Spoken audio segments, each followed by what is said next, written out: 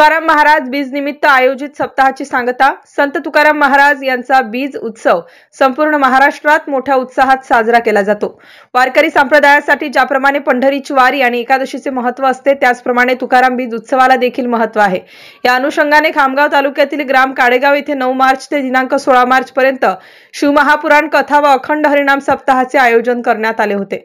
यामध्ये हरिभक्त परायण श्री गणेश महाराज कांगणे जालना यांच्या अमृततुल्य वाणीतून शिवमहापुराण कथा व 7ही दिवस काकडा हरिपाठ व महाराष्ट्रातील नामवंत कीर्तनकारांचे कीर्तन संपन्न झाले।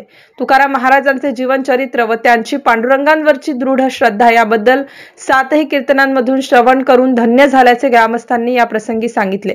दरम्यान 16 मार्च रोजी गणेश महाराज कांगणे यांचे काल्याचे कीर्तन दुपारी ठीक 12 वाजता तुकाराम महाराज वैकुंठ गमन सोहळा व महाप्रसादाचे आयोजन करण्यात आले होते।